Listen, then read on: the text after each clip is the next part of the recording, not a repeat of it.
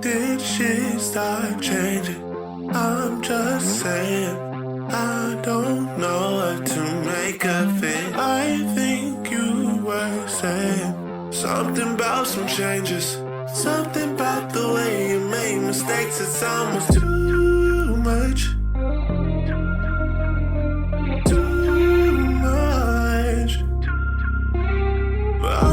Baby, I'm a play, not the one that'll run away.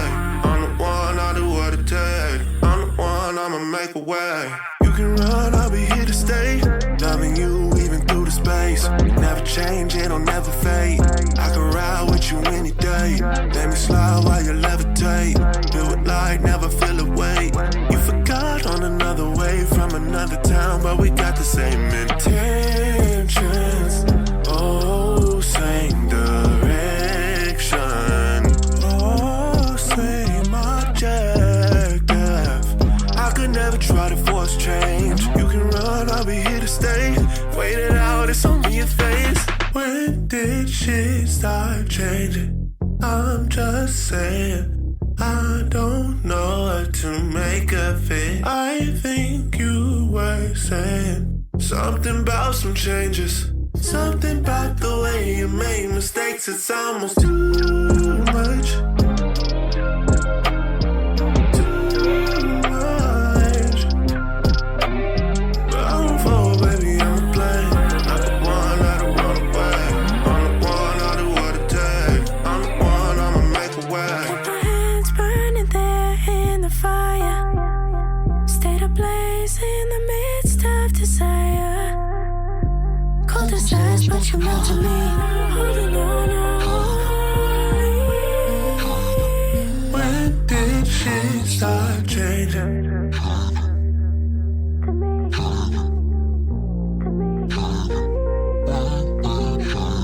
But I'm full, baby, I'm a play. Not the one that'll run away. I'm the one, I'll do what it takes. When did shit start changing?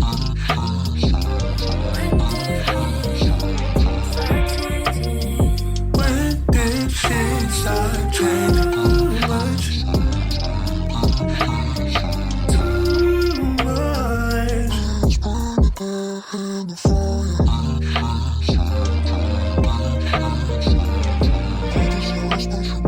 When did shit start changing? Too much. Too much. Welcome to 1107, podcast number 3. And we have a special guest, two very talented individuals. One, Chase Aaron. The other one, sorry if I butcher it. Is it Lovesky or is it Lovesky? It's Lovesky. Lovesky? Okay. I was just wondering. I was like, man, I'm probably going to mess this up. But you're good. with the duo together, I like to present Sonder. Is it Sonder?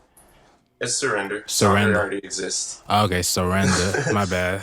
I was like talking with my guy over at 1107. I was like, is this Surrender or is it Sonder? I'm like, Yeah. but yeah, we got Surrender over here. Congrats on y'all's new release, Too Much. Thank you. Thank you. Thank you. It's Y'all did fucking phenomenal on that record. And it's Thank just, you. it's really like something different to the scene. But tell me about yourselves. How did the two meet? So, I was actually brought by a friend to the studio that Chase was working at. Yeah. And then that's how we met. It was just a random meeting, and we started working together from there. And that was back in October, so we met then. Just started randomly making stuff, creating music, no plan, really, just fun, and it turned into something really special. From what I read, from Jonathan Hicks, shout out to him for setting this up. He said that Golden Boy. He's fire. He's the best. shout out to Golden Boy, making connections every single day. He said that it was like it was really more like y'all's name of y'all's group was really more just a concept for like a title of a project or potential project. Yeah. So around that time, I was working on an album called Surrender Yeah. already, Mhm. and Levski kind of just came into the studio with my boy Sean Williams, who's an actor / producer, and Yeah. he brought her in, and we didn't really know. Like, I didn't really know why she was there at first. Thank you, Sean. But like, Shouts out to Sean. Yeah, oh yeah. She played some records, and I just really heard like her voice would be really fire on the album I was working on, because she reminded me so much of this like Janis Joplin reincarnate type figure. Ooh, okay. Yeah, and the whole album at the time like was really centered around Prince and Jimi Hendrix energy and like a lot of rock and roll stuff. So Yeah. it just made a lot of sense. She's actually on the first song on that project. It's called Drain, and it's on my Spotify. Okay. But, Yeah, and the album is called Surrender, spelled the same exact way how our group is spelled now. Yeah. So yeah, check that out. That's one of my favorite songs. Definitely gotta check that out. So it's like y'all are already like y'all have y'all's own like music careers, and y'all just came together and y'all just kind of starting with Surrender. Are y'all, besides obviously being like amazing singers, are y'all multi-instrumentalists? Y'all play instruments, the bass or guitar? Tell me about that. So so what had happened? I played piano. Like that's my what's the word? Forte? Primary. Yeah, that's my primary instrument. All right. And I guess like after the Surrender album, during the Surrender album, I was learning to play guitar, and she was in a band. I don't know if she was playing guitar at the time. Oh no, I know how to play a little bit of like vocoder. I know how to play the keyboard, the very like accompaniment style. And I know my chords. I know some of my theory, and learning guitar right now. So yeah. Yeah. So like I wouldn't really. I mean, I guess I played clarinet in high school. And Ooh, clarinet gang in his bit. Clarinet gang. Shout out to fifth grade band. Hey. Yeah. But yeah, I spent most of my time dancing, so that's kind of that. Didn't focus too much on instruments, so now I'm doing that now. When you say dancing, you talking about like ballet, hip hop dancing? Go a little deep into that. Ballroom, so Latin ballroom. Yeah. Okay. I never really hear about that. Like, what's that like, Latin ballroom dancing? So it's crazy competitive. So I did nationals, regionals, nationals. You have to dance with a partner. So like anybody who knows Dancing with the Stars is familiar with ballroom now because they've kind of blown that up. Yeah. But that's pretty much what it is, but a little bit more serious than that. And you go 5 dances in a row, no stopping. So it's called rounds. Yeah, and then it's really like imagine kind of cheerleading contest or whatever. You like keep going to different levels, and you have to if the competition is happening, it's kind of an all day thing, sometimes an all weekend thing, and it's just nonstop until you make it to the final, and then you get your place. So I did that since I was 5, and then I stopped at around like 20. Okay. So that was like, I guess like that took up like a lot of your high school, middle school, extracurricular. Was that just kind of like was that, you said that was your main thing? So was that like just all you did was just dance, and was there any sports that you played? Yeah. So my mom, extracurriculars were tough because like it sucked because nobody knew about ballroom. So like I didn't get any, fast forwarding to like high school, I didn't get any special offers for like colleges, and nowadays they do them because it's looked at more of a sport. But pretty much my mom tried to, have me involved with the normal stuff. So I did basketball. I was so trash, but I love watching basketball, but like I'm kind of useless at defense and shit. But I did that in like second, third grade, like that kind of elementary school type thing. And I tried volleyball. I actually love tennis. So I'm pretty athletic, but I stuck with dancing mostly. And then it became really serious for me around like 13. and then I took a break because I never had luck with partners. So you kind of need like, it's like your other half. Like you need a balance. So if you're good, your partner needs to be good, or you're kind of held back. What was it like? The other partner wasn't just up to your skill level, or no good energy. Yeah, it was. I always, as a kid, kind of was striving for greatness, and other kids were just kids. So like I was really serious about it, and my partners were kind of just like, especially because it's boys too. Like boys were kind of made fun of for being in that sport, so it was tough to find a partner that would be serious, who would be like, yeah, this is my sport, like let's go ham. So they would kind of not take it seriously, and it would be more of a joke to them. But later on, as I got older and I switched dance studios, my last partner that I was dancing with him for like 2 or 3 years. Oh, okay. Yeah, but we did really well, and we were both in like the same mindset, on the same level, and we would like rehearsing. That's where I learned my discipline, but that was like 3 hours every day, 3 to 4 private lessons, group lessons, and then training. So that was kind of my life. And so after that, I had like it just was like, I had like a whole shift in my path, because when I realized I'm going to stop doing it, everything that I imagined for the future just kind of dispersed and went away, and I didn't know what to imagine because it was blank, because dancing was all I knew. So and I'm guessing music was the next path. Yeah, when that clicked for me, I realized why, because I believe that everything that comes into your life, it's there for a reason. Like I had a hard time with myself when I decided to quit. I felt like I had wasted, first of all my parents' money, because that sport's expensive. And second of all my time, because it's like a 15-year span. How many bands are we talking about? Like 2,000, 3,000, 10,000? That's one. That's a dress. Bro, that's a dress. 4,000 is a dress. One dress. And that was like my most expensive dress. So that was a customized one. But the other ones, ranging from like 5 to 1,000, competitions, makeup, hair, fake tanning. I had to fake tan like nobody's business. God. I can't stand $5,000, $10,000 for a competition. Oh, that's like, that's like a dress competition. Oh, probably dress. Are we still talking about dresses? Oh my God.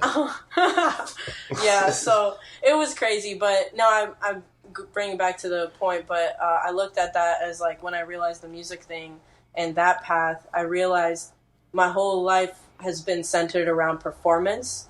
And when I thought about how much of a background I had with that, and how easy it would be for me to connect with an audience on stage, sheerly through performing and through entertainment via dance, and that's aside from just then honing in on singing, that's when I realized, like, damn, this shit has been, it was happening all along, to create a package, like to create this full package as an artist. So I have a lot to offer as an artist, and that's kind of how I was able to be at peace with my decision, and then move forward and like try to figure it out from step one with music, because I kind of started late. So we have this artist Levski, who starts off as a prodigy of a dancer, Latin ballroom to be exact, from the expensive dresses to even the more expensive competitions. Now she's doing the music, and that's just pretty interesting. It's just like, I'm still speechless about like the cost of the dresses, but yeah, so were my parents. But I guess that's just like that was just on your path to greatness. Hopefully, Chase, I hope your other hobbies wasn't as expensive. Hell no, I ain't never had an expensive hobby. What about you? What were you about? What'd you do? Hopefully, it wasn't that expensive. Nah, most of my life, I've been making music. So and I've been singing and stuff, so it's been free for the most part. Okay. Just being able to use my voice. And I think like when I started recording, I think I bought like a microphone off of my older brother for $50, Okay. and just kind of got into it, and everything else was like hand me down stuff, and just like thrifting and figuring out how to make it work type stuff. So definitely a lot of DIY, like a lot of DIY. Yeah, I mean, I did some singing competitions. Maybe like gas might have been the most expensive thing on my mom's pockets, to be honest. But other than that, yeah, just pretty regular singer stuff, I guess.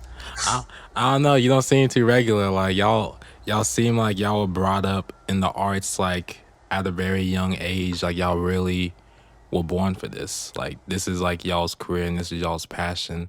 And it kind of it's really ironic when Levski was talking about how like she doesn't really have a good history with partners, and here y'all are like That was in my together, head. and it's just like especially in this day and age, like for like your partner to be a girl, it's just like okay, like this is actually a really genuine relationship that they have, like music relationship, friendship, just like y'all really like sync. Oh yeah, it helps that like she's my girlfriend too. Oh wow. Yeah. Okay. My bad. Nah, it's definitely no. You're good. Honestly, it's funny because our chemistry is so like entwined. Even though we butt heads so much, like you wouldn't believe how much we argue and how much. I think I can believe it. I really think I can believe it. Yeah, it's nuts. But I think that's kind of like the premise of what we're doing. Like that's the point, is that we want to showcase that these are normal things. And right now there's this stigma. She was telling me the other day, like somebody was telling her, like she was talking about how music's going, and how we're like creating this band. And the person she was talking to was just like, oh yeah, like if you're gonna do something, I would advise you not to go into business with your boyfriend. And in my mind, I'm like, okay, that's a normal thought. Anybody would think something like that, obviously.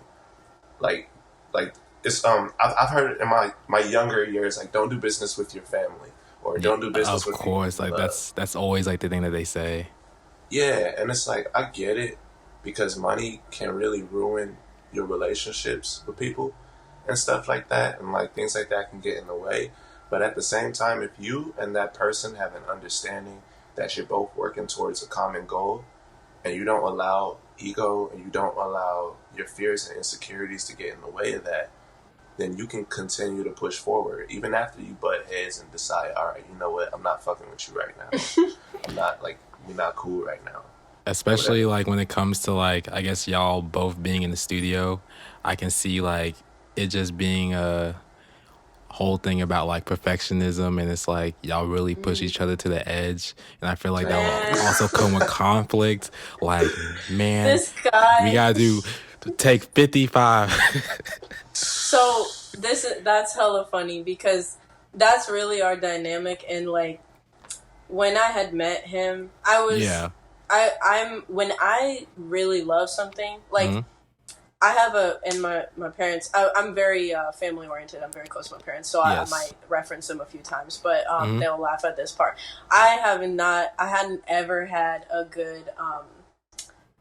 good history with school in regards to just wanting to be there. I mean, a lot of people can relate to that, but like I'm really the type that isn't gonna do something I don't want to do, and that is bad and good, I believe. You don't now. take shit. Yeah, I don't take shit, and so when I do love something, like, and I'm pursuing it, and I sit down to do it, like, I really would like to do it until I think it's perfect, and a lot of that has actually, like, trickled into being insecure about some things, and just being, like, low self-esteem, kind of feeling like I'm not good enough, and blah, blah, and Chase has been here for me throughout this whole process being like, you need to understand your value, you need to understand how good you are, because, you know, and I think a lot of artists get that into their minds, and anything revolving around creativity is really tough, because you sometimes just don't think it's good enough to put out to the public, and then you stifle yourself, you hold it back, and then nobody's ever going to know because you're just sitting there and it's not going nowhere. But it's funny because when we met each other in the studio, I was pleasantly surprised by how he was just overzealous. Like, he was just like, let's fucking do it. This guy is like a maverick. And like, he would not stop until something was perfect. It was refreshing to meet someone who was like in this lane of like not taking shit. So I was like, all right, this man doesn't take shit. This, I can connect. He wants this shit to be perfect, but also he can see when it's already there. Like, he wouldn't keep working me if he felt like it was good. Like, sometimes I would be like, no, I can do more, or I can do better. And he'd be like, no, that's really good. Let's keep going. And that was great too, because the workflow was like, boom, boom, boom. And I was just laughing though at what you said, because we would butt heads sometimes, because I would think like, no, I want to do another one, or like, no, this isn't it. And he'd be like, no, yes it is. So that dynamic can be tough sometimes. But so what about with critique? Is it like those moments? Of course there's those moments like, it's like, I'm not really feeling this. Has there ever been like a moment where y'all really don't want to like tell each other like what y'all really think about something to spare feelings? That doesn't happen with Chase Aaron. Everybody, disclaimer, he was like, will say whatever is on his mind. He'll say it whenever. He doesn't care who's around. He's just gonna say it. So like, he don't take shit. He doesn't hold back, like, if he feels, and that was one thing, you know, like, the being real, pardon, when we, you know, like, started becoming a thing, certain things sometimes, you know, that's when you have to separate it, because I would, you know, in the process of creating, sometimes would get offended or take something personally with his critique, and, you know, he would have to remind me, like, this is merely based around music, like, this is me talking to you on this music level, and I have to remember that sometimes too.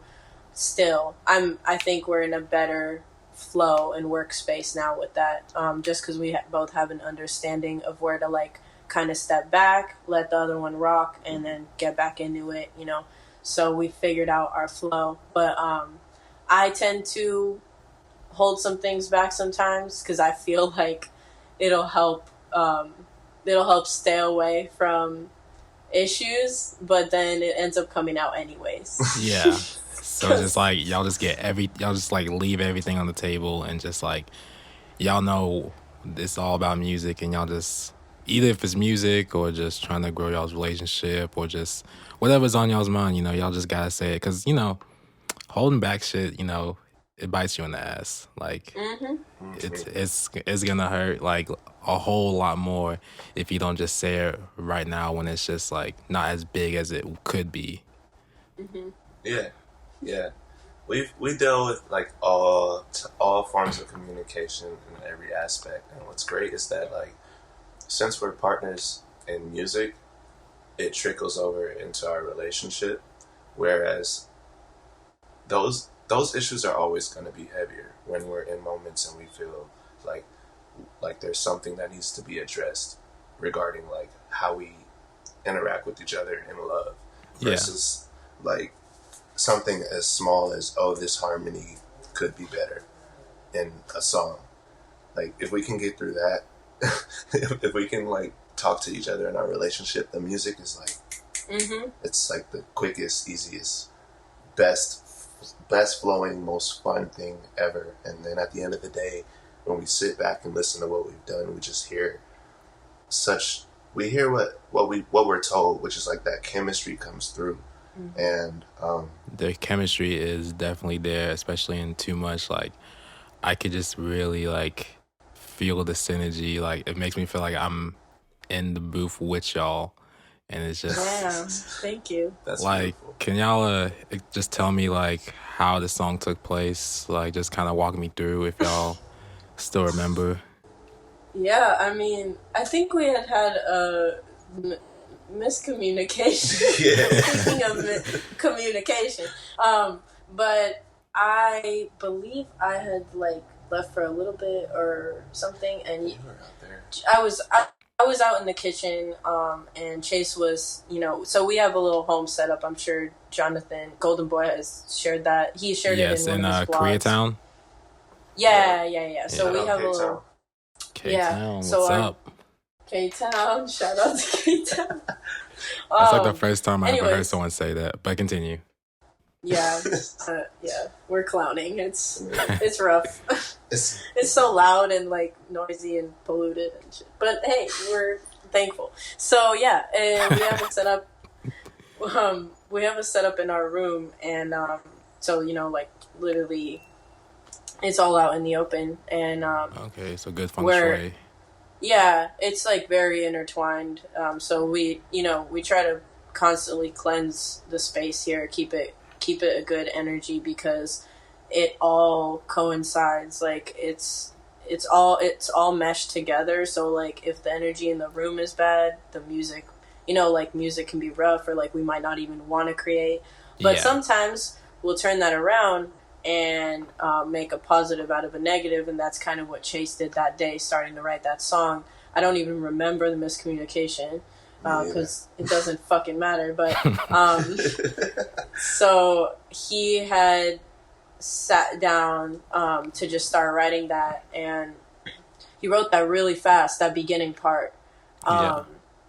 just And let me interject real quick and Yeah, say yeah, go that when she says writing, most of the time when we're writing, it's pure like emotional spewing. So we don't usually write things. We just go on the mic. Y'all just and say it. record. Yeah, we just like go on the mic and record it or whatever. Sometimes we'll just like lay crazy melodies and then go back and write lyrics. But for the most part, we don't write stuff down. mhm. Like So to the it's point just like y'all just like grab the microphone and just like record, just like on some Jay-Z shit. okay. Yeah. Yeah, and my favorite is actually when Chase does like gibberish melody. So like Yeah. actually the second part of the song, like where he starts, where the flow changes up and is kind of more rappy. Mhm. He had like a gibberish melody there. Like he wasn't saying words. Yeah. And that shit, for some reason, it's always clicks for me. Like I pick up. So my favorite thing is to now, when I had met Chase, I was writing in this little journal, like on paper, pen and Yeah. paper, I would write. And then I had to kind of get out of that habit and start to think quicker.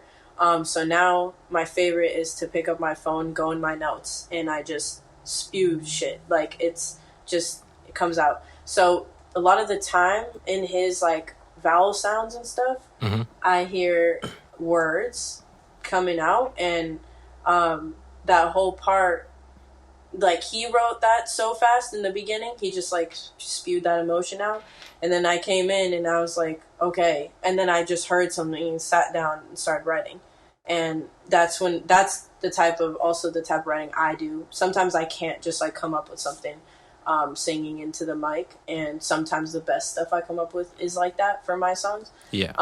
But yeah, so like just kind of sit quickly, type it out on my phone, and there it is. Way so that faster than was just that. writing it.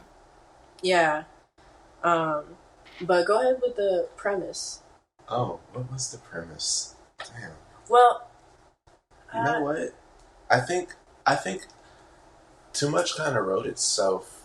Honestly, I feel like I've heard someone really cliche say that before, but I really feel like, and we have a lot of records like that where we've like gotten into it, or like we're in a really special space where our love is just like almost if there was someone else in the room, they'd probably throw up at how cute it is, type of stuff.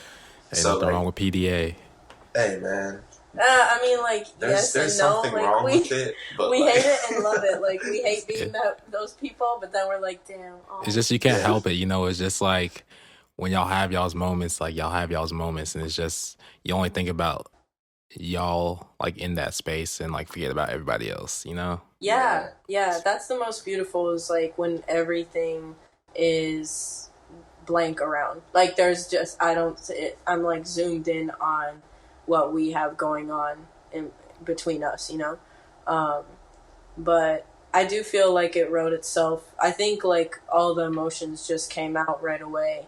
The the beautiful part was like it's just really that song. I think we had the miscommunication we both felt like at a standstill, and we kind of felt like stuck, and it felt like where can we go from here, so we had to like just completely go into separate rooms, and that's when I felt like I was just like very over it. Like I was like, this is I'm done, right? And then he felt that energy from me, and right away he put that on the pen. Like I'm not the type to run. Like I'm not giving up.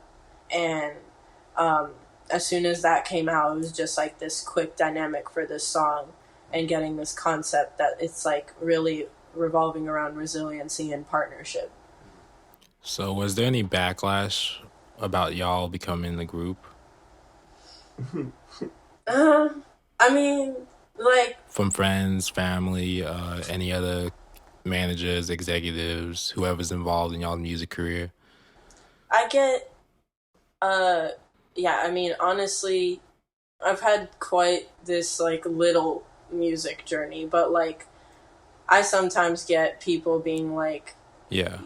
why aren't you solo? I haven't gotten much about us yet, because I think people see how beautiful what we're creating really is. It really is beautiful. Like y'all's music, or at least from the first record, that was like beyond words. Thank you. Thank you. That's great to hear. Yeah. But no, we found that actually we had this similarity, and this was what made me so happy when we sat down and had this talk. When we decided to start being a for real band, or like move forward with kind of being more of an entity and being seen as that, it was after this tarot card reading we had done in the room. I'm not like, we don't do that shit often, but I like to do it from time to time, and I'm always so surprised with what comes in the cards. And so like we just done this one reading, and then we sat down, and it was just like this organic conversation.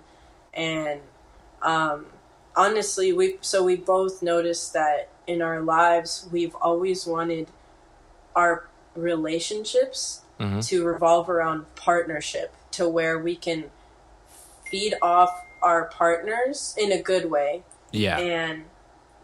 and work with them, like hand in hand, like revolving a lot of our schedule around one another. So like I would seek that in my partners, and everything would fail, and he would seek that in his. And I don't want to keep speaking for Chase, but yes, from the looks of it, it would also fail. Yeah, I mean, so let me ask y'all this. I know y'all are really busy people, and y'all are, as y'all's career progresses, from y'all's past relationships, can y'all go in depth with I guess why it didn't work? Was it just like insecurity, time conflicts, just jealousy? Let me start out by saying, I think the thing that's highlighted most, or that we want to highlight most, is transparency. Yes. So I want it to be known that we are very imperfect people. Me, in specifics, I'm a person that's been working on a lot of past trauma and healing from a lot of things I've been through as a younger, dumber version of myself. Understand. Yeah, I've messed up a lot of things. I've done what my older brother would call screwing the pooch, Don't ask me what the fuck that means, bro. But I think I kind of got an short, idea. I just made a lot of mistakes. And, Yeah.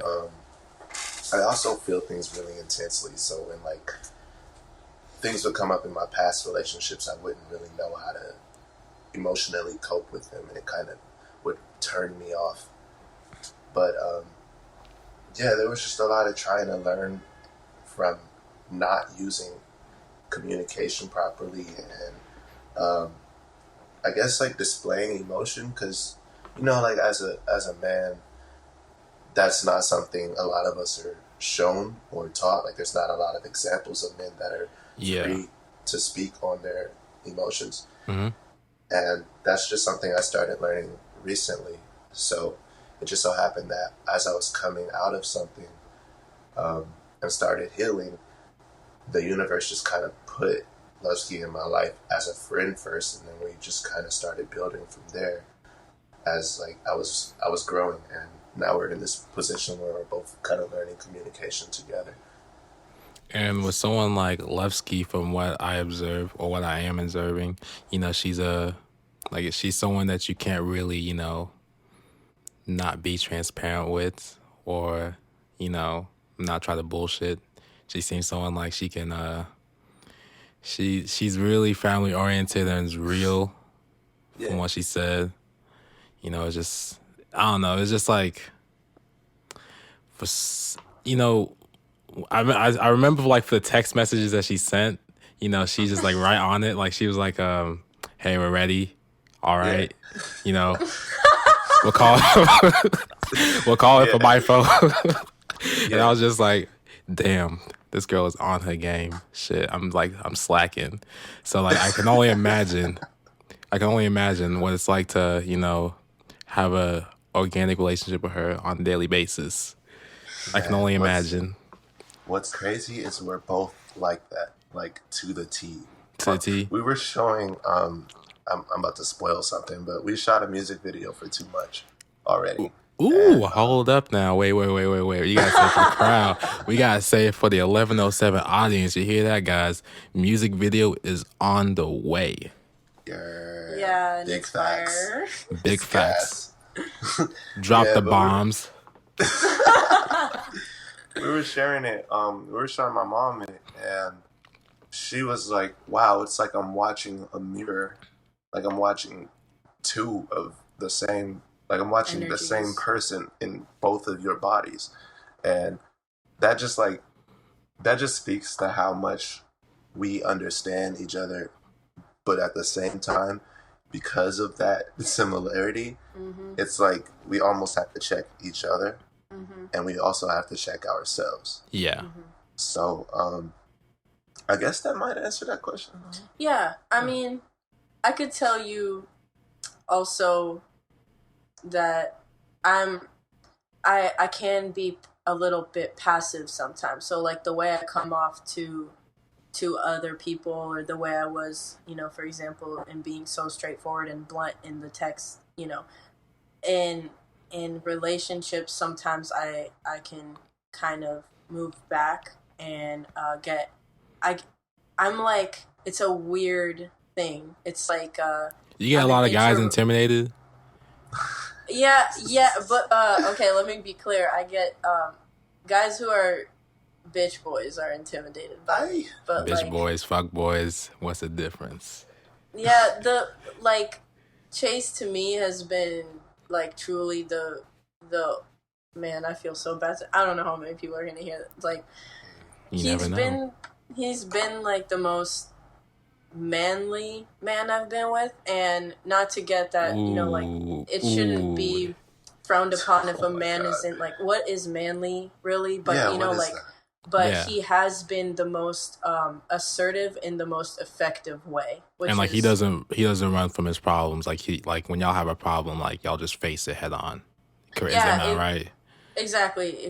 And like, the nice thing is that we are getting to a place, like you have to figure someone out when you're with them, and we're coming up on like almost a year, but it hasn't even been a year, so it's like you're learning the person you're with, and so we're learning how we both communicate, and I can become really, I'm like a hard ass, and I can be really bitchy and expect, like, have these certain expectations, but that all switches off when I feel that somebody who is a bit more what's opposite of submissive?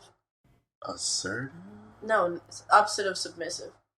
I don't know. Like somebody who has more authority. I feel, I guess like authoritative. I don't know. Maybe. Yeah, exactly. So like I can become shy with that. So that's why sometimes I become passive, and I feel like, oh my gosh, I'm not gonna say how everything I feel, because what if they think I get in my head a lot? I overthink, and he can vouch for that. It's very annoying, but yeah, like I don't know. It's really nice to know that he is really similar to me in those aspects. Like we both expect the same thing from people. We both read energies pretty well. He is overly intuitive, and I count myself as a very intuitive person, but I truly haven't met anyone as I guess intuitive as he is, and just reads people like crazy. Like one time we went to this party, it was like a little kickback, and we came in and he was like, I want to leave, and I was like, what? We just fucking got here. He was like, I just read everybody in 5 seconds. It's bad energy in here. What kind of energy was it? Just like fake. You know, it was fake. He read it right. It was the type of people that were there. Even the type of regard that I got, it was a fake situation, and I think sometimes I put that type of stuff aside, for like if I feel that I should just like go out there and network or whatever, and just the lifestyle in LA, you pick that up really fast, like pick up in regards to like fake people, and that's surrounds you often sometimes, and honestly that's why we have a very small circle of close friends. We don't leave the house too much. And when we do, it's to hang out with them and enjoy time with our close friends. Otherwise, like, I network through my side hustles. Like, oh dang! So like, is the energy in LA like that toxic? In some sense. Yeah, it can be if you make it that. It's when you make it, I truly believe. Like, yes. If you don't let it get to you, and also you surround yourself with good people, it won't be that. And if you have that outlook, then everything, everywhere you go, will be that. But if you don't, and you make the best out of every situation, you're gonna find good in all of it. And I am grateful for him though, because sometimes I am like la-di-da, everything is, I'm always smiling and laughing, so like I know, hard to believe with my text, but like I'm a pretty no, it's fine. Like you remind me of like one of my close friends. Like she's like that too. Like it's like those kind of energies. Like it's just like inverted. Like as blunt as someone can be. Like it's just it can be also equally good. In terms of love. Yeah. Especially like in a city like LA. It's nice that y'all surround yourselves with some genuine friends, because from what I heard, it's it can be pretty tough to really stray away from the toxicity of LA lifestyles. And I think Chase been around it for a little longer than me, and just saw the realness of like the reality of a lot of things. And where are y'all from? I'm from the Bay. I'm from San Francisco. Oh, okay. I'm from the IE. I'm from the Inland Empire, just to be vague, because I've lived in a lot of different areas in Southern California, but most of them have revolved around the Inland Empire. So shout out to IE. Oh, shit. And, we're not really about much fake shit out there. So, and then on top of that, my mom is from South Central. Like, you wouldn't ever guess it.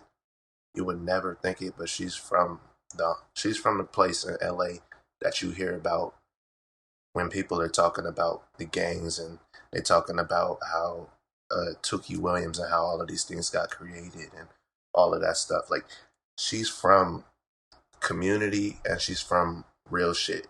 So I just automatically have this radar of things that are just not genuine. And I guess that's kind of what Levski's saying. Like, I'm open, but my intuition allows me to be open to people that don't rub me the wrong way when I step through the door. I can just feel when somebody is themselves, and I can feel when somebody's trying to put on the show. And it kind of just works out. yeah, like sometimes I can be a little naive, and I think everybody, like, I can make a friend out of everybody pretty much. Yeah. And versus he's like next to me and he's like, hey, don't, like, chill, or like really look at the whole situation, because it's not all flowers and smiles sometimes. It's always like with friendships, like it's always like when you first start friendships or when you meet people initially, it's like, I don't know, like a lot of people that I've met, it's like sometimes it's like we don't even talk, or like we don't even like look at each other in the eye. Just kind of like it's never really like the best start, but then like somehow like few months, few years down the line, like we're hanging out all the time. Like we're just like close pals, and it's just like, damn, like I wouldn't have imagined being friends with someone like you or going out with someone like you. It's just like, I don't know, things always like change up. It's like, even like sometimes I'd be scared, like if someone's like too nice to me from the start, or like too friendly from the start. It's like, or too open, really too open. That's my problem. If someone's too open, it's like, it's like, I don't know about this. One thing I can say I think I noticed about both of our friend groups, and just like both of the friend groups that we have, and some of them are considered both of our friend groups. Things are combined now, but I think everybody we're close with makes eye contact, like off rip. To make eye contact. And I think that's an important thing. Like, even my I call him my big bro, but he kind of started out as my mentor, just teaching me a lot about like music licensing and stuff like that, just business in general. When I met him, he made eye contact.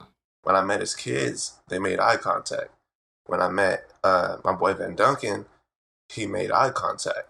When I met Levski, we made eye contact. When I met her friends, there was eye contact. So I guess what I'm getting at is like, they say like the eye is the window to the soul, right? I feel like people don't make the eye contact out of fear for someone seeing who they truly are. And I believe that everybody that's in our circle is comfortable, maybe not all the way in some instances, but is comfortable enough with themselves to know, like, this is who they are, and they're going to give you exactly that. And those are the types of people that I trust. Damn. Because I could definitely relate to that. Like, in terms of like just the way people look, or like their attentiveness, it's like, you ever just like talk to somebody and it's just like, they're just kind of like looking around, and it's like the focus isn't really on you, and it doesn't always have to be on you, but it's like, if it's like a one-on-one conversation, it's just like they're kind of just looking somewhere else, their mind somewhere else. I don't know if it's like a good or bad thing, but it's just kind of like, it raises a lot of questions, Yeah. Do they even care? Yeah, that's the thing. Like, it's like I'm over here, putting myself out there, trying to be friendly and shit, and then like this dude just over here, just like, just I'm trying to be cool with you, just wandering, looking around. This bitch over here is like, like she not interested, just. But I don't know. It's like hard to really gauge it, just because like maybe it's like, I don't know what's going like on in their lives, but. Yeah, there's that too, because I can say honestly, and that's another point, like on the adverse side of things, that I get that way because I get anxiety in social settings. Yeah, I can't talk to someone one-on-one in a room full of too many people. I can't talk to someone that's talking to everybody for like a short period of time. And I think the reason for that is because I start to get those thoughts like, does this person care? Like, I'm having a conversation, and I also have a big heart, so I don't want to just let people off like an asshole and just be like, you know what, I don't even know why we talking right now. Leave me alone. I'm not that person, but Yeah. but like it gives me, it puts me in a position where I don't know how to get out of that situation. So I start like looking around and thinking about, all right, how do I how do I go about this? How do I let this person down? Type stuff. So I guess you're right. Like you don't really know, but when you know, you know. I feel like Levski is the type of person that'll just walk away. Like if the energy's not Damn, you there, already know me so well. How do you know all this? I don't know. I'm just feeling it. I just feel you just remind me so much of my friend. I feel like you'll walk away and be like, you know what, fuck you. You don't want to talk to me. Shit, I'm gonna go this way. I'm gonna talk to some cooler people. Yeah. So I have like this. I gauge this kind of from the start with people, and sometimes I just get over a conversation too, and I'll be real and I'll be like, all right, I gotta go. But I usually am not rude about like leaving.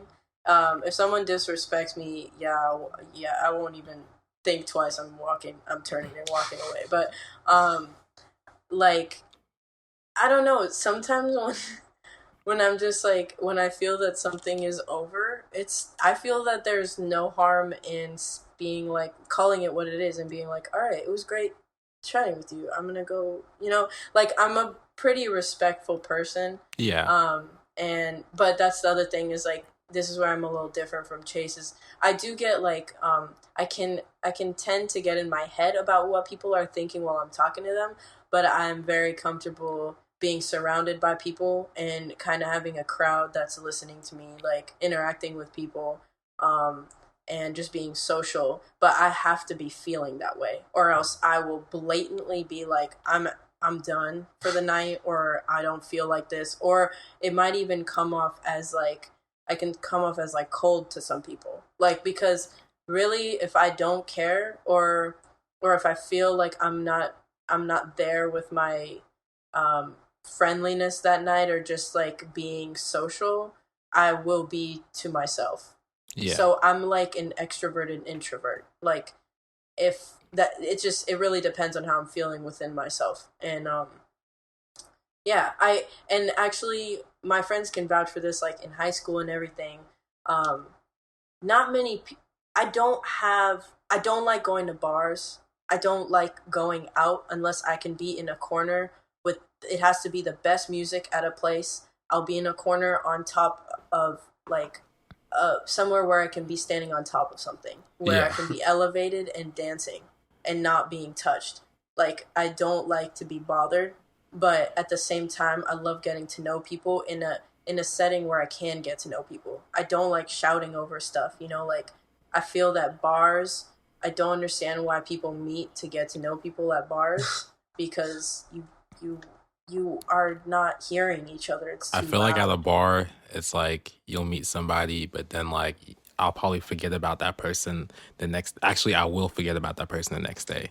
It'll be like it's just a one and done. Like I remember this one time, I met someone at a bar, and it was like this accountant, and he was just telling me how like he didn't get this girl. He was just so depressed. He's been working 30 days straight, and I was just like, damn, I'm sorry, bro. You want to share half the sandwich? Like I don't know. The next day, what like do you say to that? Like exactly, and then like he gave me his number just like so we could play football the next day, and like I thought that was weird because like this dude's like 40 years old, and I'm just like oh no, 21. Like I was like, nah, bro. Like I ain't feeling that. this is not it. This is not it, bro. And so Yeah. like I don't know. It's bars. It's like good and bad thing, kind of like with clubs. It's really just about the people that you're with.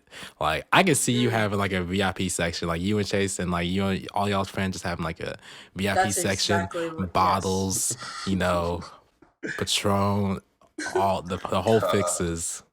Yeah, like honestly, yes. Actually, that's the only way I like to go out is if I have a space because I don't like to be like trampled by people. And again, like bothered because if I don't have that space, like when I'm going out, that's why like I rarely do go out. But if a friend, hits me up and is like, I have a table here, that is when I will consider potentially going. So, I like that we share that in common. that we're not like crazy party animals, but when we go out, like we have fun. So that's kind of what we do in those settings. Yeah. Yeah, I definitely feel that. And so like in terms of like partying, you know, going to clubs, you know, stay in Koreatown, what else do y'all do? If we go out aside from that, it's probably to shoot a video. Yeah, we Oh, create like we like to. This is like my dream come true. Like I tell him a lot. Like I always wanted a partner that would be able to shoot me. Like I've always wanted someone who was competent enough with the camera and like creative, and he's more than that, but I'm saying like he can capture a lot, and then I always wanted to use my skills as well. So whatever we can do that's creative, we know we jump to that opportunity. And aside from that, you know, we usually understand when we both want to be in our own bubbles. I like to read and do yoga, and we like to do that in the space of each other. So like I love when he's doing something and I'm doing something, and we're both in the room, but we don't have to be talking about anything. So Like y'all just be quiet. Like it's just like y'all in y'all's own little spaces, just like solace, but y'all still together. Yeah, exactly. So like yeah, for me, I do love exercising, anything active. Sometimes I get lazy, but like I catch myself. That's like a really important part of my life: health and exercise and like healthy eating. Cooking, I love cooking. And I love eating, so that works. Yeah, he loves to eat for sure. Like What's y'all's meals? What's a typical meal for y'all? Well, the other day I made like turkey and chicken meatballs in like this tomato sauce and spaghetti squash and like sauteed like a little bit of bacon. Hold up. Levski said saute.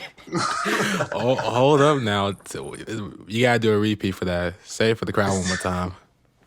All right, sauteed. So like I usually saute vegetables, and like I like to add bacon to certain things because it adds more flavor. But I had made this like a little bits of bacon, but like I made this tomato sauce meatball dish where I was like kind of braising the meatballs in tomato sauce. They were chicken and turkey meatballs, and I like. Damn, that sounds so fucking good right now. Shit. It's gas. Yeah, it was good. I come from a Ukrainian, like I'm first generation. My mom is fire at cooking, so. I was gonna ask that next. I was like, "Are you Russian?" Like, cause like the whole Levski thing. But wow, that explains a lot, and that explains your personality. Yeah, feisty. But yeah, dang. we speak Russian at home, and I've brought Chase to my house, and it's always quite the fun time. Yeah. Shout out the Levski family; they're amazing. I bet the drink is the best part. Oh man, the food is the best part. Yeah, the food is definitely the best part, but they make great wine decisions. Yeah. Yeah. I feel that, but wow. Like if that's just a typical dish, man, y'all don't eat no TB dinners for real out in California. Oh no, we do. We have our nights. Our nights. Okay. Yeah. We have a great sense of duality where there's times when things feel really luxurious and I wouldn't necessarily say high end, but from my experiences of what I'm used to, I get put onto a lot of things because Levski has a taste for some things that are just different, you know? So, do y'all have like a strict diet? I do. Yeah, she does. But I get off that. Oh my god! If I see pizza, it's over. I actually can't have any like bread and stuff because I'm gluten intolerant. Okay. Yeah, and then kind of lactose intolerant as well, Shit. but I still have cheese sometimes. But other than that, like it's game. Anything's game. Meat, I love meat. I'm not vegan or anything, but I appreciate Okay. like my mom had health issues, so she taught us a lot about health and what to, feed our bodies, kind of like treat your body like a temple. So I do appreciate like plant-based diets. I try to have Chase and I, having smoothies and just like kind of stick to veggies, and then on the side, always have a little something like bacon or like some kind of yummy sausage or something. I don't know. So But when y'all have dinners, like, do y'all usually like have dinners like at a table, or y'all just sit on the couch, or like? our favorite is to put my mom got like this tray for me. So like if you ever eat on your bed or whatever, and you ever had like a tray where you could like put it. Anyways, just a Like tray. a bed and breakfast thing. Like a bed and breakfast thing. Oh, word! Really? Yeah. So Wow. we do. Yeah, so we like that's our favorite thing is like for dinner we put the tray on the bed, and then we have the dinner there, and we like put on our monitor. We put on like a show or a movie, and usually we're watching anime or that 70s show or like The Office. Hold up now. What anime y'all be watching? I was waiting for that. What y'all be So, watching? like, Because like I'm pretty basic, but like I would kind of honestly, watch. I would consider myself intermediate. I wouldn't say I'm like I'm not the type that likes to read subtitles. So for the most part, they only dub, like they only put the English dubs on the ones that everybody's watching. So Yeah. that's mostly what I look at. Like I started her off on Naruto. We got through Best that. show ever. The longest show ever. Jesus Yes. Christ. But so Yeah, worth man. it. I would watch it It is again. worth it. It is worth Yeah, it. that's why we had to get it out the way because it's long as hell. And then he put me on Yu Yu Hakusho, which is fire as well. Oh, that's childhood right there. That's my Man. fucking childhood. Man, that's my shit. I had watched that for the first time, I want to say 2013 in San Diego with my boy Kami. And changed my life. The fashion in that show, like the Yeah. way they put their outfits together might be better than the actual show itself, in my opinion. The fits are real. Yeah. But Did like y'all that, ever watch Sailor Moon? I saw that in my childhood. But I Yeah, don't it's like a remember. very vague. vague. Like, Yeah. honest, really more the aesthetics was like the best thing about Sailor Moon for me, from what I remember. Yeah, exactly. Hmm. It kind of like when I think of it, I think of like Sabrina the Teenage Witch at the same time, Oh God. which is weird, just because of like the whole black cat thing and like the moon and all of that. But Oh, this is like I've seen this girl. I'm Googling it. Oh, Yeah. good old Google. Yeah. Oh yeah, I've seen like that cartoon girl. Yeah, Yes, that's like a popular character. I think she's she's transgender, right? It's like she's not. It's like I think she's I didn't know. transgender. man, I wouldn't know. That's crazy. Cool. Wow, we Yeah. gotta watch it. It was But just yeah, like that's- I don't know. It's just that was a good show from what I saw, because I think like I always watched it like every Saturday night on Toonami, Mm-hmm. Mm. Yeah, that's where I remember watching it. and like right now I'm hooked on My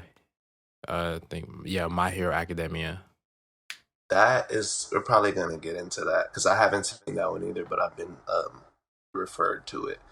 Our shit that we finished so fast because I mean it's like how many episodes? Cannon Busters, like that shit is hard on Yeah, Netflix. it was I haven't so seen Cannon fast. Busters. That shit's We're hard. on what's it called right now? Hunter x Hunter. Really? I got recommended that. Oh yeah, you got. It's pretty good. I like it. I've been trying to finish it for like 4 years. I haven't like on and off watching it. Never got to the end of it. Have you seen Mob Psycho 100? Mm-mm. That's a good show. I recommend that highly. It's like about this kid who has psychic powers, and it's just like he wants to like just live a normal life, but then like What is it? Mob Psycho 100. There it is. Yeah, My that's little definitely a show to brother, watch. Oh, my well. little brother's like the anime god. He watches every type of anime there is, from like the action ones to the little cute ones to like the little schoolboy ones where they don't really fight. They just kind of have dialogue the whole time. Like, There's like I seen like a couple like clips of like the basketball anime, and that yeah, one looks pretty interesting. yeah, that's one of his favorite ones. I actually want to watch it just because of the way they animate like the game. It's Oh yeah, crazy. it's like the fight, like just passing the ball is like a fucking fight scene. Yeah, we watch a Hmm. lot. We really like spend when that's what we do when we're shutting shit down and like Yeah. Yeah, That's when, like, when people, if people, like, want to come through for sessions or, like, we both make plans for anything, we don't have it often where we're out of the house past, like, 10 because we like to, after, like, 9-ish, 10, we like to, like, that's our time to, like, decompress yeah. and share that time together. Even though sometimes we're together all day, but even that time is still important yeah, to get to. It's always good just to like take a break from the work, just because it's like you don't want to burn out. Because I already know y'all be working hella hard, especially be staying out in LA, and then like y'all having y'all's own music careers and other side hustles and whatever else is in y'all's lives, like, Oh, yeah. and just to have time just to like decompress and also just spend time with each other is just it's a nice thing to have. It's a yeah, perfect balance. It's a good balance. yeah. Especially because like it's like when we were talking to Golden Boy when we first met, kind of met because we kind of just met over the phone. But when we were talking to him, like we were telling him how we do everything ourselves, Like and truly DIY. yeah, man. So I rock with that. a lot of people, when you hear that, it's like, oh, okay, that's what everybody does, but Yeah. not really. Mm. Like, not really. When I say we do everything ourselves, I mean every little thing, aside from help with artwork and like visual video stuff with my boy Van Duncan and my best friend Kami. So we really spend a lot of time wearing a lot of hats, and we need to be able to step away from all of that just to be human for a little bit and just kind of reset. Mm-hmm.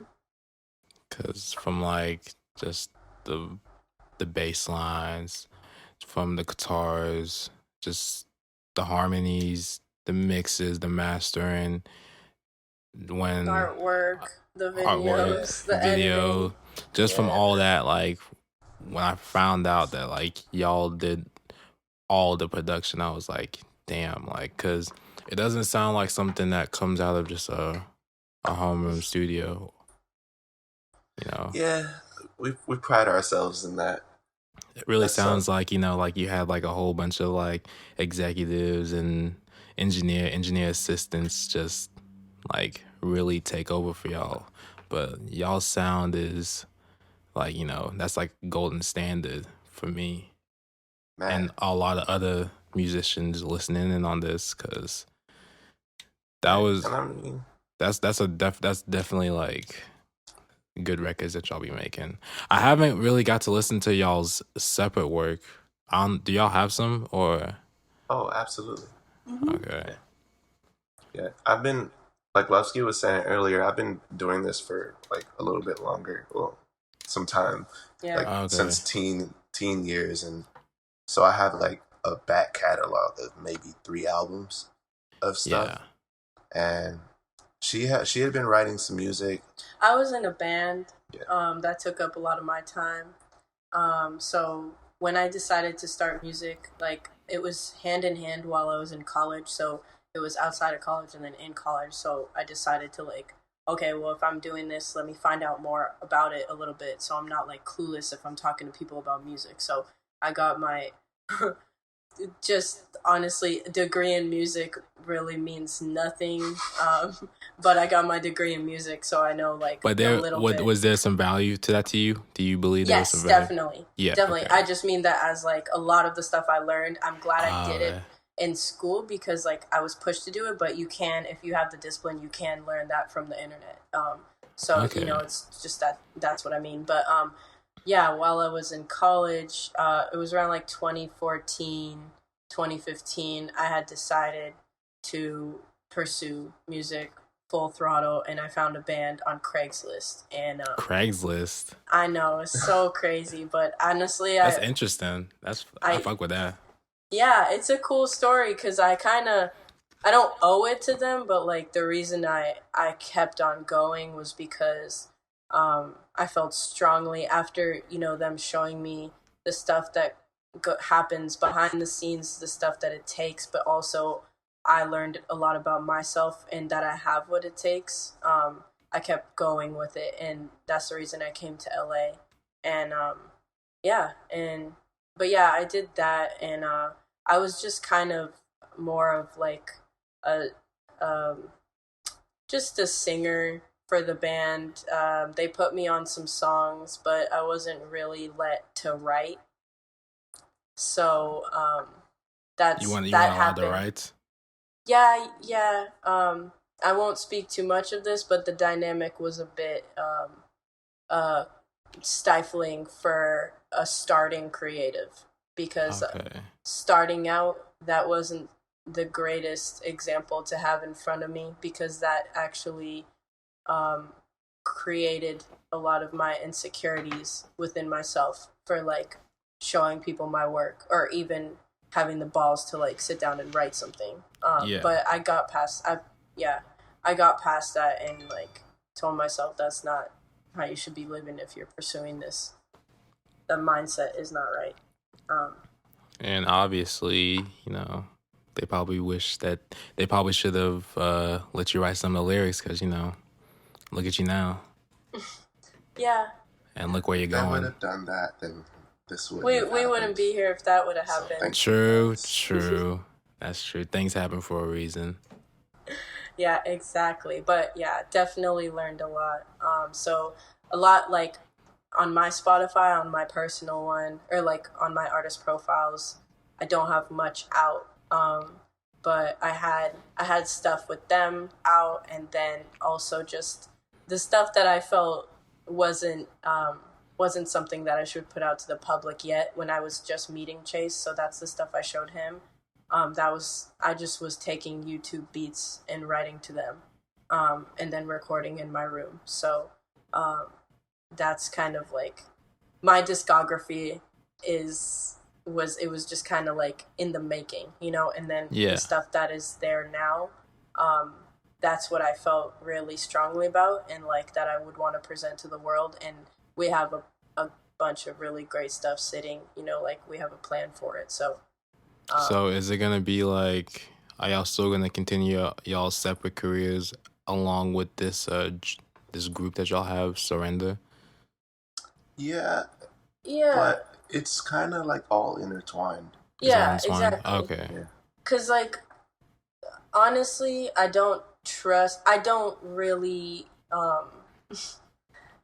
I haven't found producers that I connect with on this level. Like I feel I need like 5 seconds to hear what I like. I don't need much. I can hear what I want to be on. I can hear what I'm connected to, what I'm pulled towards, you know, like writing on. And as of recent, and even when I just had met Chase, I hadn't felt anything for anyone I was meeting out here.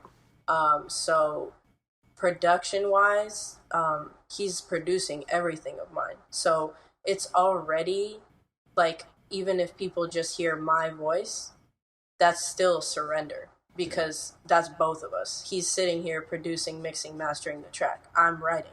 So, and performing it. So it's like, that's still both of us. And that's why this is a beautiful thing because I'm not going to other producers. And, you know, like down the line, we both feel that it's going to be, you know, fun and great to meet these like masters and stuff together. Other people who, you know, he's learned from or whatever together. But everybody else, those are like our peers, our friends. And for me, I like to keep it over here. Like, I like what I'm doing here, and there's no need to steer off into other places. So it's like, We have a slightly different view on it. I feel that way because there's I have to check myself sometimes because I get so confident because of how long I've been doing this. I know exactly what I'm capable of doing. Yeah. And with her, what I'm capable of doing is amplified just by default. And so we get into this space where it's like, oh, we don't fucking need nobody sometimes. And that's cool because it comes out in the music and it's like you can hear how confident we are in our sound. But I'm very open to working with other creatives and other producers as long as they're okay with understanding that our sound is our sound, and that's why surrender is like, it's almost like a sentence. It's surrender sound. It's not just surrender the group producing a couple records and then playing with a bunch of other beats. Like, now we have our sound. So whoever comes to work with us has to have like a genuine and a general understanding of what our sound is. yeah. So yeah. Okay, I understand that. So I'm guessing, people have came up to y'all or came through the DMs asking for a feature, and it's just been kind of like what, like kind of like weird looks. Yeah. I mean, yeah, and okay, don't get me wrong. I'm not saying I'm not down to work with anybody, but exactly what Chase said, like the understanding of the sound, and that's what I haven't heard from on my end, like from his friends and like the people that he's in the circle with. A lot of them are venturing out and kind of putting these aspects that we have of our sound into their music now, and that's what I love to hear. So like, I think his circle, because he's kind of been in this for a little longer and just knows these people who he's been creating with for a while, like they know people who know other people, and everybody's trying to make something a little different. So like, that's really cool to see. And I love seeing that, and that's what gets me excited. But like, I'm talking about like the typical, your everyday, like somebody sends you a beat and it's like, all right, dude. And especially for me, like I've gotten ones that are just so predictable, like it goes nowhere. And to me, it's like, I also don't need much. Like, I can create something with that, but I would like my production to be complementing what I'm writing. So it's not just a boring 3-chord thing and then nothing happens. Like, and I can understand that. Like, I guess, yeah. like, because just, talking to y'all I feel like y'all have like a circle of like, it's just more than just like the average DIY kind of musician. It's like y'all really like go in like from like not just like a multitude of chords, not just the basic I guess Taz Taylor kind of beat or like a type beat on YouTube. It's like y'all really want something unique. Mm-hmm. Yeah, and I mean, no diss to Taz. Like, I fuck with what they do. Yeah, of course. They're raw. Yeah, they found like they got a pocket, and it's a really specific pocket, and a lot of kids have been inspired by that pocket. So, I mean, that's dope. But that's kind of what we're trying to do here with Surrender. Is we don't want to make a pocket. We want to make a platform for people to be free with how they what's the word? Yeah, express how they express their ideas. We don't want everything to be centered around the idea that all your hi-hat patterns have to be the same, or you have to use the 808. So it's not just like, it shouldn't just be like, okay, here's a beat, make your song around this beat. It's more like y'all are like me. It's like whatever y'all feel, it's just like y'all make it around that, or like not even really making it around that, just like y'all just truly create like the record y'all want to create. Yeah, and I think it's a lot of like hearing growth, literally, and also in the way that things are structured. It's like growth throughout the track, throughout whatever piece it is, or maybe even like through the lyrics, but like just some sort of something, like not just a stagnant thing. And I think the way Chase produces it, like, kind of defies the odds, which is really cool to me. Like, it's cool to hear and to watch, and it's something like, if I would have put the time into producing, which at one point I wanted to do, and then I realized, shit, I need to focus on just songwriting. I could imagine, like, feeling the way he feels with, like, the instruments he chooses, and then the kind of feeling it evokes from people. But, like, and you feel it, you hear it in Too Much, but, like, that's kind of a reoccurring thing, and that's what I love, and that's what I would, strive towards if I was pursuing something production wise. But that's what I look out for, because I hear that in his shit, and that's what I'm like, that's the level that I'm trying to listen to when I'm listening to other stuff. And I even mean like stuff that I'm trying to put on my playlist. Like, if I don't get a feeling evoked from me from like a song I'm hearing, it's whatever. Like, Yeah. And I understand. Like, it's like, Chase handles majority of the production and the mixes, and then you handle majority of the writing. And that just creates a perfect synergy. Yeah. And from what I read from Golden Boy, shout out to Golden Boy, he said that your Chase's influence was Prince, Nirvana, and Kevin Parker. And Yeah. So, and it's funny, I actually went over to the homie Max Oa's crib the other day, and I was playing him like like a lot of the new records we've been working on. Yeah. And the homie Nahom was over there, and the first thing he said was like, "Hey, you listen to Tame Impala?" And yeah, that's like, when we met, that was one of the first things I put her on. I was like, "You haven't heard the Currents album? We're shutting everything down. We just like literally shut down life, put our phones away, and just listen to the Currents album all the way through." Oh, because that is one of the most beautiful journeys musically you can experience. And I think when you understand theory and you understand like you have a general knowledge of music, you just listen to that with such wonderment, because you're like, this is one person. That's Kevin Parker, by the way. Kevin Parker is the writer, producer, performer of that is Tame Impala. Okay. And like, for that to be coming out of one man, it's just so inspiring, because all my life I've looked up to people like Ryan Leslie, who literally does that. King of production. Well, not king of production, but like he kills it. Yeah, he just goes in, and then he'll go in and then write, and then come up with some amazing records. And that's just been my thing. Like, I love self-sufficient artists. And Kevin Parker was that. Prince is the king of that. Just like that man's vision, the literal way the music industry is now, where artists are independent and owning their masters. This is what he was calling for in the 80s and the 90s. Like, it's happening. So even with him going RIP, like, his dream is here, So that's something that I really take, and I kind of just try to run with.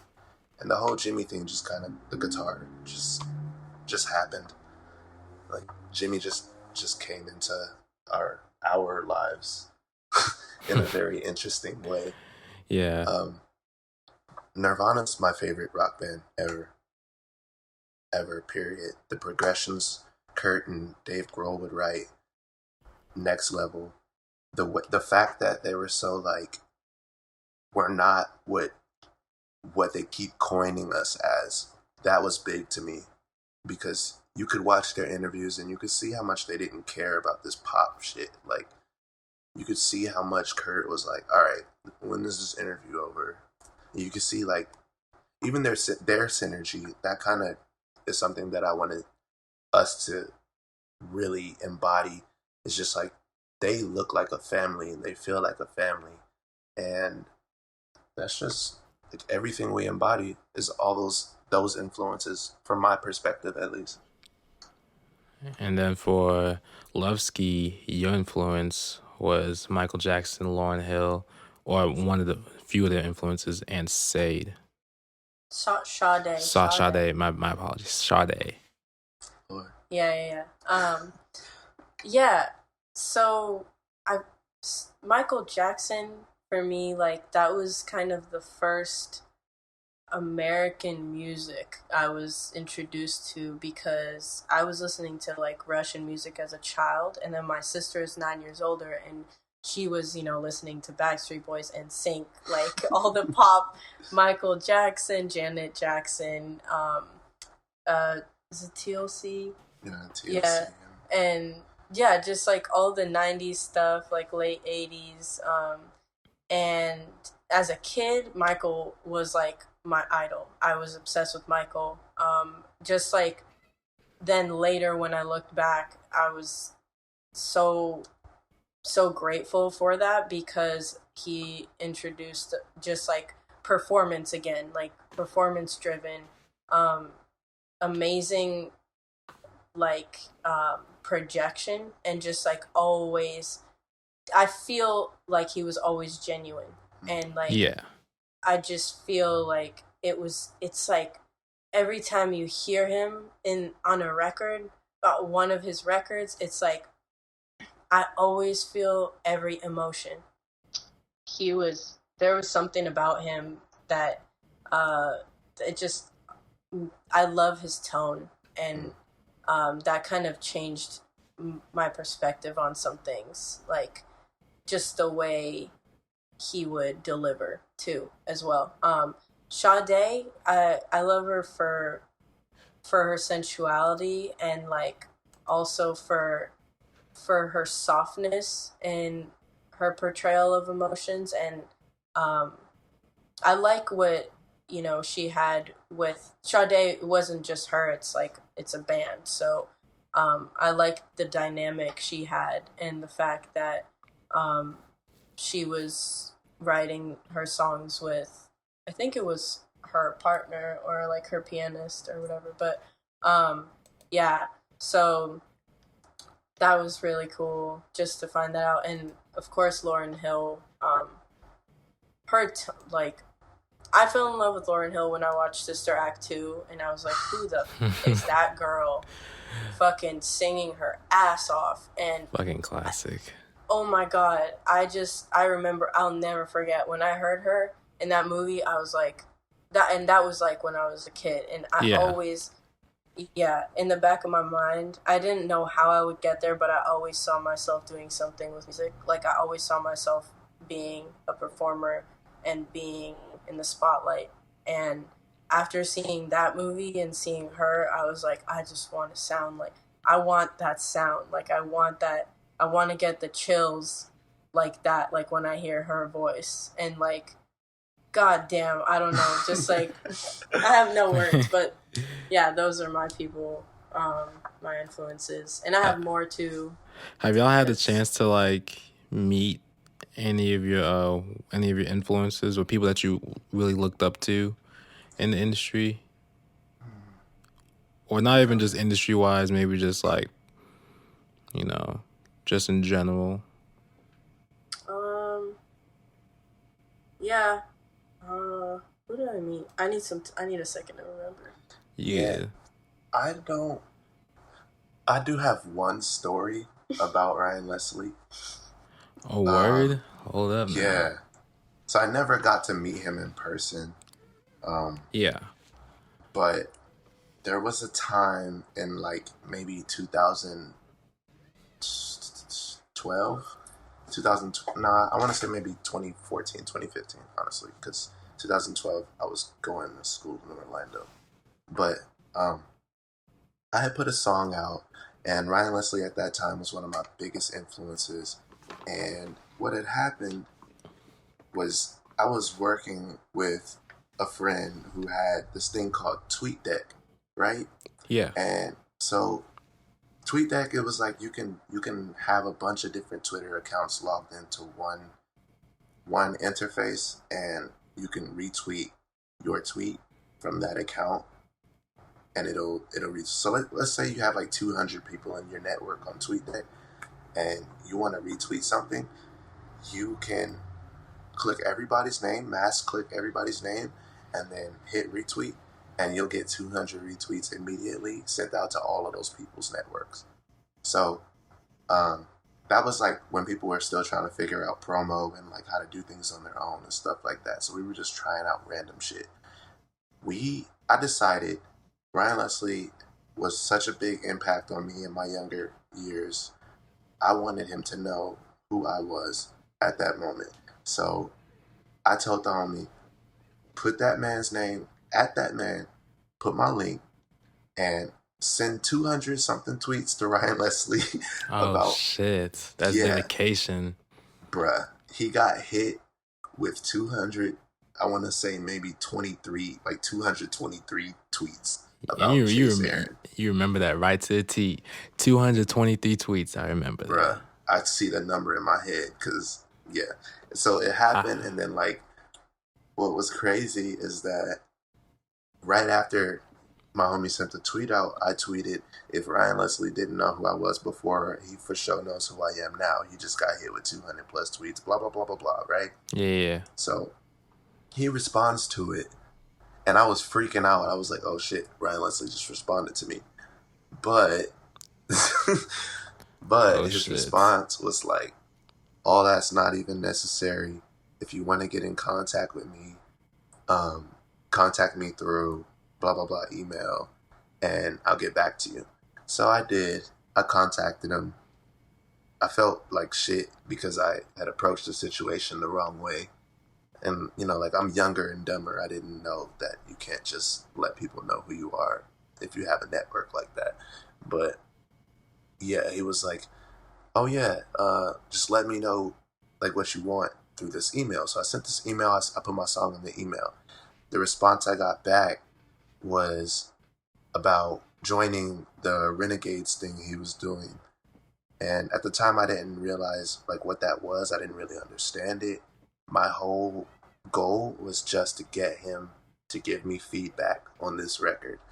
So I didn't get the feedback, and that just kind of, like, discouraged me from, like, ever reaching out to him again, which was dumb, but that's what happened. So that's my only like person that I've come close to meeting or really like having that experience with. I can only imagine the anxiety that was probably going through you after sending those tweets. Bruh.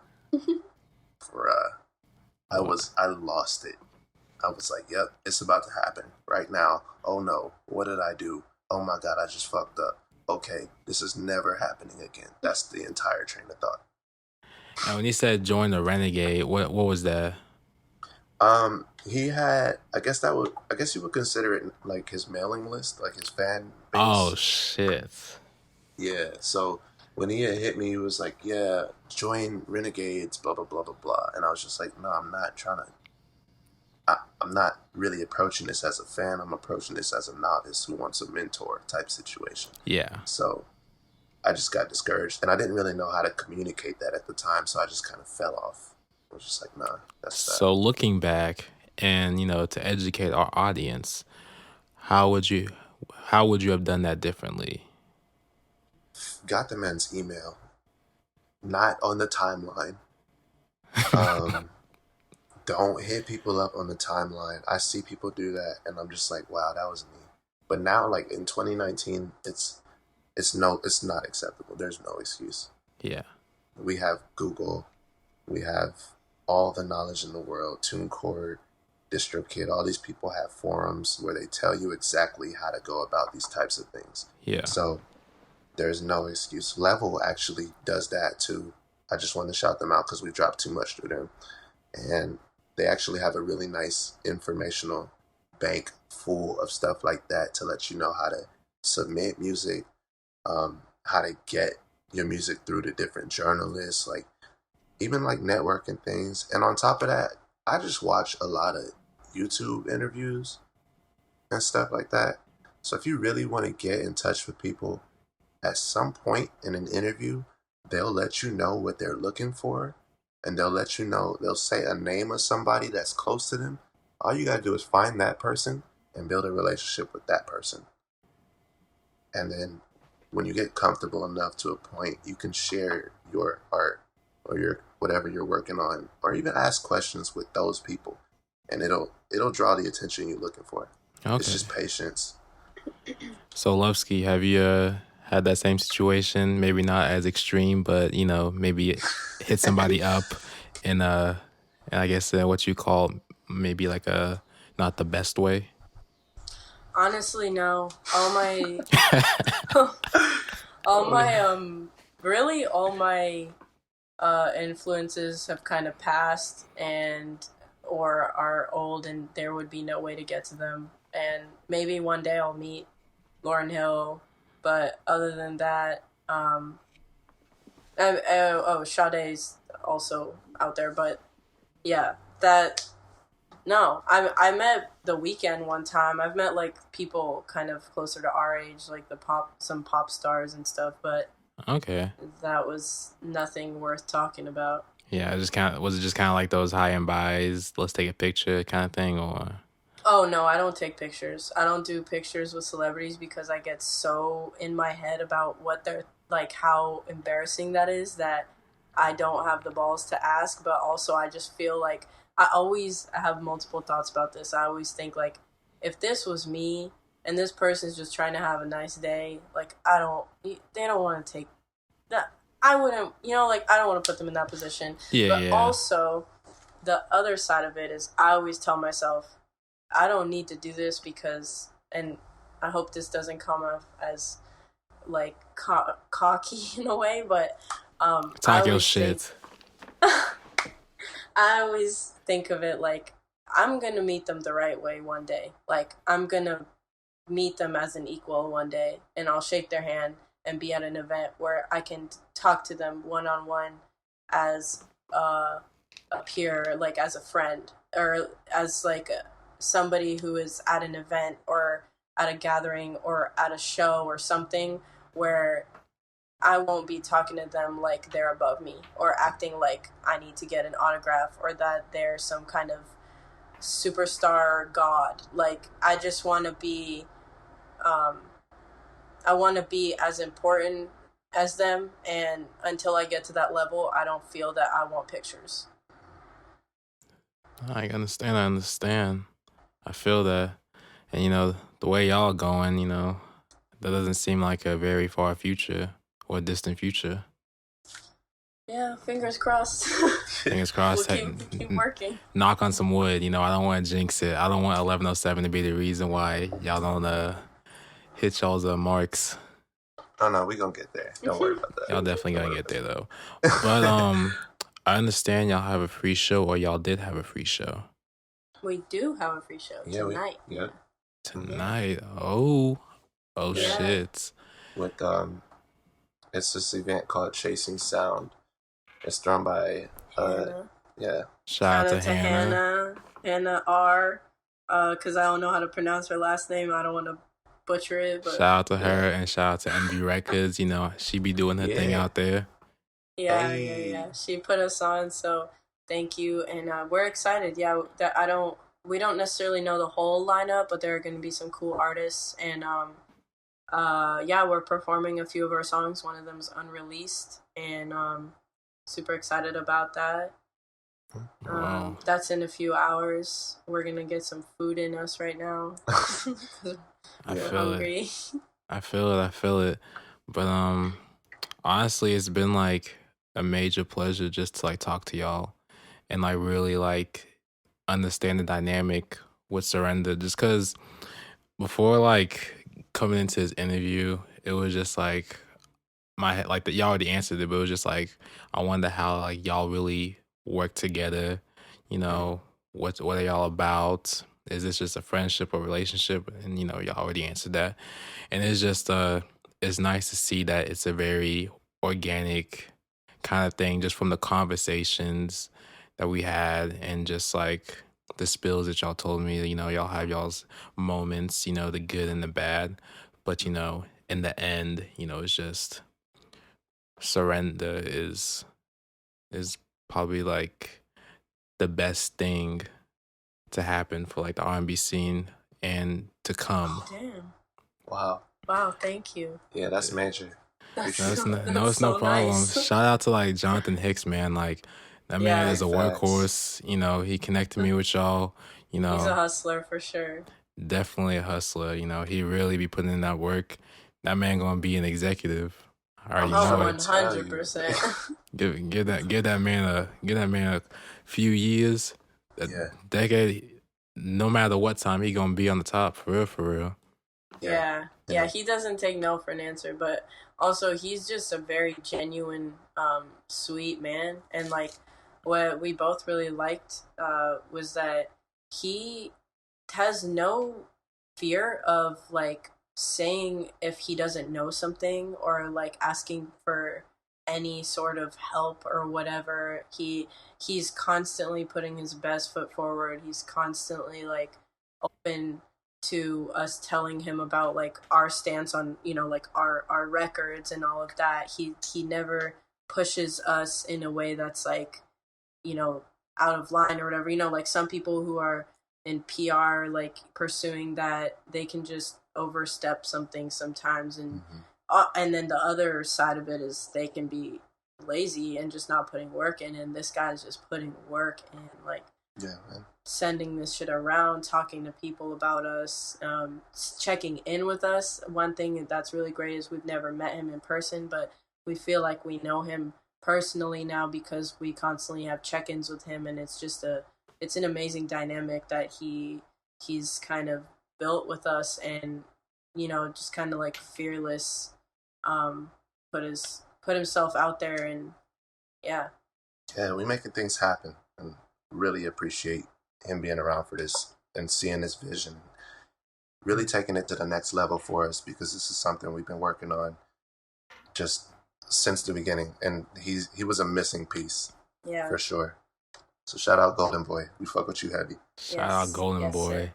sir. Golden Boy, golden careers. Y'all stay shining everywhere. Man. But Yeah, it's definitely been a pleasure like talking to y'all.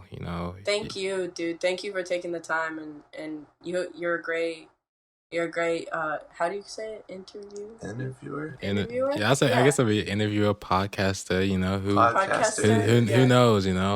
But Yeah. I don't know. I try to make sure like the conversations are like really flowing. It can get boring at times just because like especially if you're just like talking about music, or like maybe just the stale questions like, hey, where you from, like this, that, the third. I just like to go off script a bit sometimes. I like that that stuff came out naturally. Within your questions, we were able to say those things without you having really asked us a lot of the boring questions. Like you kind of steered away from that. And Also, yeah. I apologize for saying her name wrong, Sade. I apologize. I'm terrible. I am terrible with names. Like I am the worst No, with you're names. No, you're good. I was more concerned about who would have heard you say her name wrong than us. They would have been like, "Oh shit, this nigga, this man, this man really running a podcast for R&B." Yeah, bro. Yeah. All is well, though. All is All is well. well. It's better than showing the fake love though. So Exactly. definitely. We're not pretending out here. Nah, we're just trying to make some things happen. Exactly. But yeah, it was a pleasure. Definitely a pleasure talking to y'all. Chase, Aaron, and Levski, everyone. We're out.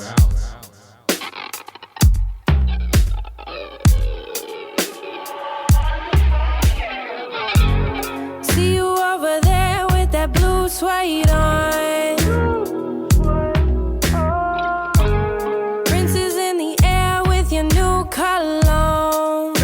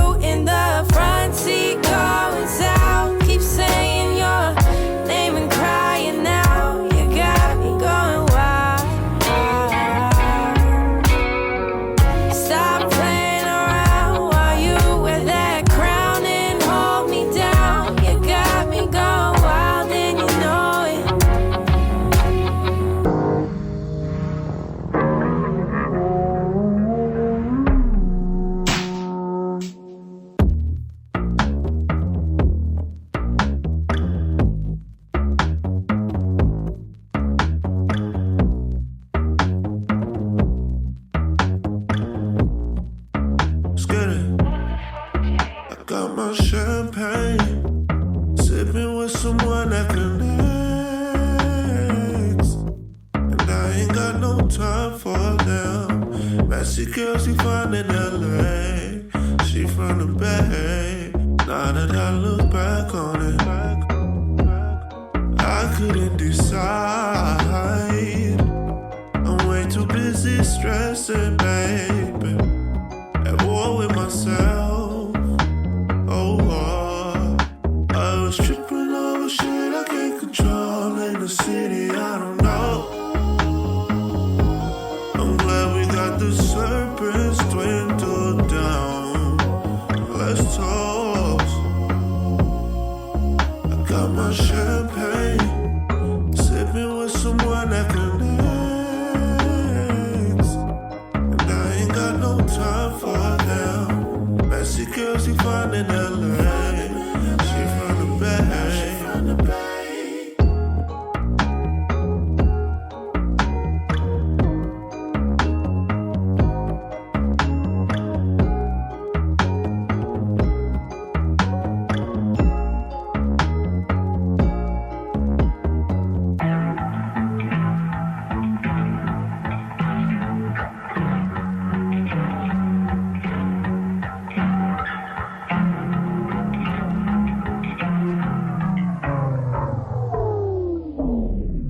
When did she start changing?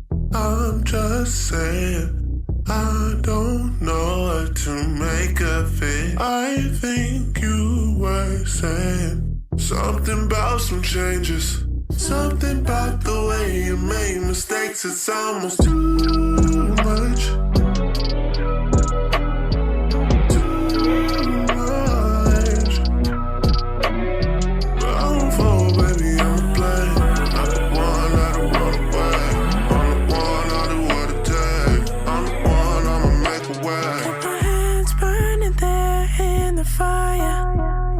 Stayed ablaze in the midst of desire. Cold as ice, but you melt to me. Holding on, when did she start changing?